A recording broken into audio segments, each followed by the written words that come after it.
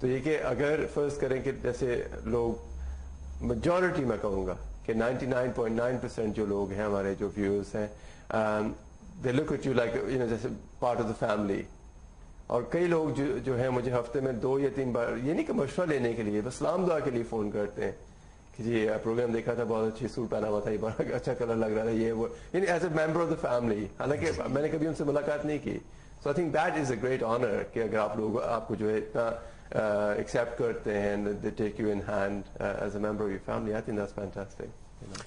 جی doctor صاحب ابھی آتے ہیں کچھ ایشوز کی طرف, بیماریوں کی طرف میرے خیال میں. اور ڈپریشن ایک ایسا مرض ہے جو میرے خیال میں بہت زیادہ لوگوں کو پتہ بھی نہیں ہوتا کہ آیا وہ سفر کر رہے ہیں اس سے یا نہیں کر رہے ہیں. تو ایسے کیسے پتہ چل سکتا ہے اس کا کہ واقعی کوئی آدمی یا کوئی فرد جو ہے وہ ڈپریشن کا شکار ہے یا نہیں ہے؟ یہ دیکھیں اس میں اس طرح ہے کہ جو ڈپریشن کے کوئی خاص جیسے آپ کہہ رہے ہیں کہ علامات نہیں ہیں, موٹی موٹی علامات ہیں, لیکن مین چیز اس میں یہی ہوتی ہے کہ مریض کا جو آؤٹ لک ہے زندگی کا جو ہے وہ اس کے اپنے کنٹرول میں نہیں ہے. جو وہ سوچ رہا ہے اس کے کنٹرول میں نہیں ہے. سو کئی لوگ ہیں for example they will super market میں ہیں اور ان کے رونے کو دل کر رہا ہے. اب سپر مارکیٹ آپ شاپنگ کرنے کے لیے رونے کا اس میں کوئی دخل نہیں ہے, کوئی ایسی ویسی بات نہیں ہے. سو یہ کہ وہ جو آپ کی جو ایموشنز ہیں جو دماغ جو ہے جو لنک ہوتا ہے جو ایموشنز اینڈ جو آپ پرسیپشن ہوتی ہے جو آپ چیز دیکھ رہے ہیں اس میں جو لنک ہے نا وہ ڈسٹرب ہو جاتا ہے. اگر آپ کو نیند نہ آئے اس سے فرق پڑ سکتا ہے. پریشرز اگر آپ بڑھ جائیں, وہ ہم اکثر لوگوں کو یہی سمجھاتے ہیں کہ جتنی چادر ہے اتنے پاؤں جو ہے وہ پھیلائیں. اکثر لوگوں کو ڈپریشن اسی وجہ سے ہوتا ہے کہ وہ اپنے آپ پہ بہت سارے بوجھ جو ہے وہ ڈال لیتے ہیں. اینڈ دین جب وہ ساری چیزیں حاوی ہو جاتی ہیں پھر وہ پینک کرتے ہیں. اور جو کلاسیکل اگر ہم دیکھیں ڈپریشن کی جو کیا کہتے ہیں ایکسپلینیشن ہے, ہمارے حکیم سعید صاحب شیخ جو ہیں ہمدرد کراچی والے جو انہوں نے کہا تھا کہ ڈپریشن سب سے سمپل اس کا یہ ہے کہ ہار مان لینا.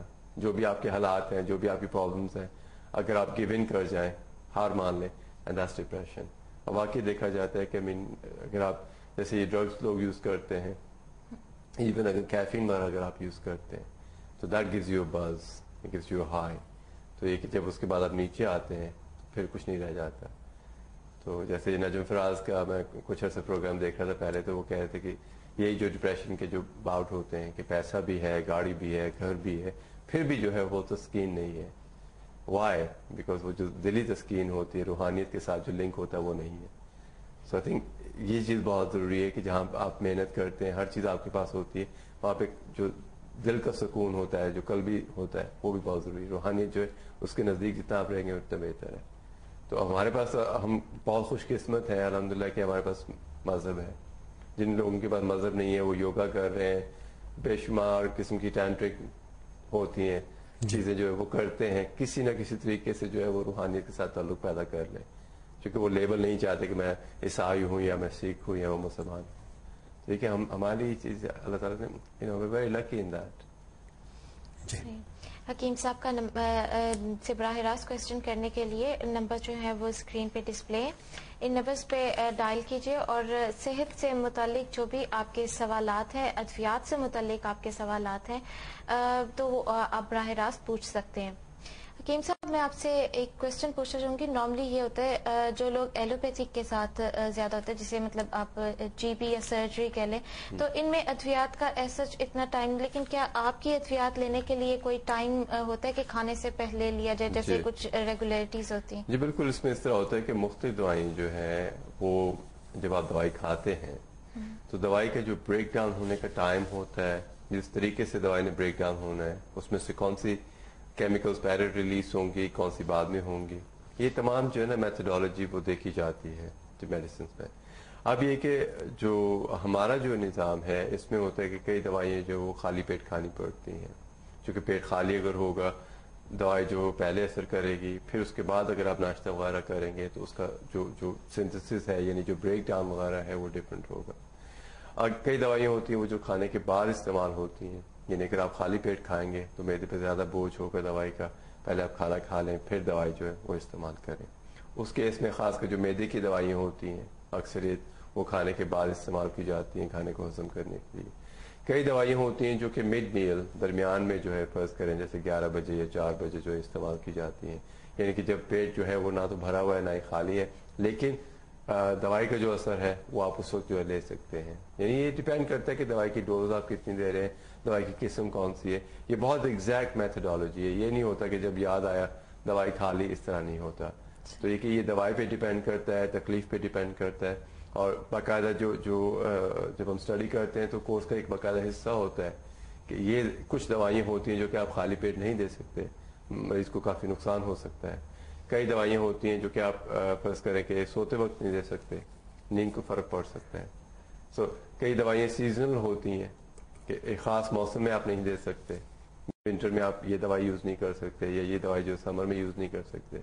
تو یہ تمام ایک باقاعدہ میتھڈالوجی ہوتی ہے, تو اس کے مطابق جو ہے دوائی ہوتی ہے. دوائی اتنی سمپل چیز نہیں ہے کہ جب یاد آئی کھا لیں, یہ بات نہیں ہوتی. تو دوائی جو ہے وہ عمر کے لحاظ سے جیسے ہوتا ہے کہ کچھ مائلڈ وہ بچوں کے لیے اور اس سے بعد گریجولی جو ینگ پیپل ہیں ان کے لیے ڈفرینٹ, تو یہ مائلڈنیس اور یہ سب کے لیے ایک ہی ہوتا ہے. ہاں جی, ڈفرینٹ میڈیسن جو ہے جہاں تک عمر کا تقاضا ہوتا ہے, ڈفرینٹ میڈیسنز کی جو ڈوز ہے وہ ایج ریلیٹڈ ہوتی ہے.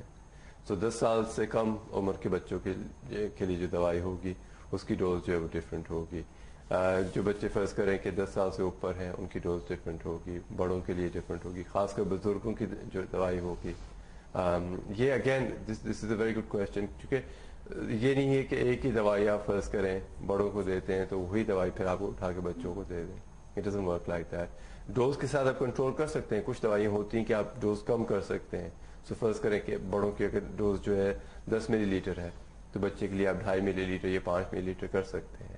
بٹ میجورٹی آف ٹائم کوشش کی جاتی ہے, اور طب میں بھی ہمارے جو ایسٹرن میڈیسن میں بھی یہی ہے کہ جو بچوں کی دوائیاں ہیں وہ اسپیسیفک ہیں. وہ دوائیاں جو خاص طور پہ بچوں کے لیے بنائی گئی ہیں, تو ان کے جو اجزاء ہیں, ان کے بنانے کا طریقہ, جو پیلیٹیبلٹی ہوتی ہے ذائقہ وغیرہ, اس کا بھی دھیان رکھا گیا ہے تاکہ بچے جو وہ آرام سے یہ شوق سے وہ چیز استعمال کر سکیں.